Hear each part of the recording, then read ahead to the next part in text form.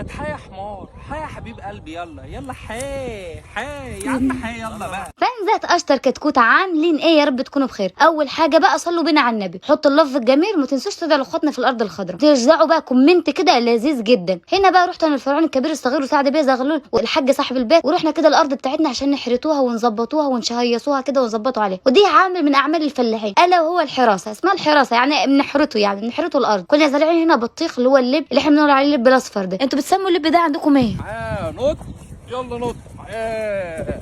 ما تحيا حمار، حيا حبيب قلبي، يلا يلا حي يا عم حي يلا بقى. بعد ما تعب كده، بعد ما طلع عن الحمار وتعب، قال يقعد يرتاح وياخد بقين ميه. وهنا زي ما انتوا عارفين ان انا قصيره ومش طايله ريق ناشف، قلت ابل ريق بشويه ميه انا كمان، وقعدت كده شربت شويه ميه. قلت لازم انا اعمل مكافاه للحمار ده عشان هو تعب معانا جدا. رحت كده قرطفت شويه برسيم من الارض اللي جنبنا، سرقتهم يعني مش مشكله، هيرضى عمنا برضه. قلت اخدهم له كده هديه عشان ااكله حق ما هو تعب معانا، ولازم نكافئه عشان الجزاء من جنس العمل. ولا انتوا شايفين ايه يا ولاد خالتي انتوا وهي؟ قلت له اتفضل يا حبيبي برسيم حبنا. قعد كايل كده بالهناء والشفاء. قلت لازم برضه نعمل له حاجه كمان. رحت جايبه كده شويه برسيم تانيين وشويه حشيش شويه حاجات من الارض كده وحطيتهم له على العربيه كار. يا لهوي انا تعبت جدا. رحت بقى لقيت شويه مواعين في الحوض كده ونزلت عليهم حتتك بتتك 1 2 3، ورحت ضحك الحوض كده ومنضفاه ومطلعه كل اللي فيه، وخدت برضه واحده يمين في شمال وشمال يمين وفوق وتحت وتحت وفوق، اديله لحد ما اديته على عينيه. قلت بقى بعد التعب والعناء اللي احنا عانيناه ده لازم نعمل اكله كده نروم بقى عضمنا. اول حاجه كده شويه بطاطس محامير، راعي الرسمه لاي اكله بالنسبه لنا كده، عاملاه مشرنطات وشويه صوابعات. رحت واخداهم دش تحت الحنفيه، انما دش ايه متين. حطيت الطاسه على النار كده عشان تنشف ميتها. قلت اشهر فتنجانه كده علشان هيجوا القولون، لان القولون كان قاعد في امان الله. قلنا انا هيجوا بالبتنجان. كنا هنا بقى الزيت كان قدح، رحت نازله بالبطاطس وشويه تونه كده مصفيه الميه بتاعتهم، رحت اهوب ما شاء الله باص دبل كيك مشلطهم في قلب الطبق، وحط عليهم حبه فلفل احمرين وشويه ليمونه وشويه كمونه، وهوب دبل كيك. ورحت مطلعه البطاطس من الزيت ونازله بقى البتنجان، ولا ريه وسكينه، مسلسل ريه وسكينه لما كانت بتقلي بتنجان في الشارع. رحت بقى مقشره شويه خيار، قصدي مقطعاهم ومقطعه بقى بصله. الاكل الفلاح الاصيل ما احلاش غير بالبصل، وطبعا زي ما انتوا عارفين لازم ناكل بصل عشان ننسى الحصى. في بقى ان البصل ده فيه مضاد حيوي. بتنجان كنت حرقته كده، حطيت عليه حته دقه وعصرت ليمونه وعملتها زي فنتوش الفشني وحطيتها، وجبت بقى شويه بصل وحته دقه وليمونه وشويه ميه وحطيتها. تعالوا نعملوا ميكس ما بين الفلاح والاسقنقران، وحته جبنه بالفلفل مع حته جبنه تركي. الله، حتى بص الحركه دي، شقلطت الاكل على في قلب الصينيه، وكل ده في 8 دقيقه. وخدته طلعت فوق السطح كده في الهواء الطلق. قلت لفرعون الكبير الصغير تعالى حتى تتناول الطعام. قال لما سلك البلوعه واجي. وهنا اديته العيش بقى الفلاح الاصيل ونزل على الاكل حتى تكبتك. وفزوره اليوم بقى يا ولاد، ما هو الشيء الذي كلما زاد نقص؟ اللي يعرف بقى يكتب لنا في الكومنتات، واللي ما يعرفش يقول سبحان الله او يستعين بصديق. وبالمره تحطوا اللايك وتعملوا منشن لحبايبكم. ودخلت انا كمان على الاكل. الله الوكيل كنت جعانه بشكل، الله الوكيل ما كنتش مستحمله. هنا الفرعون الكبير الصغير زور بقى وخد له بقين ميه علشان قلت ايه حمزور. وما تنسوش بقى اللايك والكومنت والشير، وتتمنوا لنا من قلبكم الخير. سلام عليكم.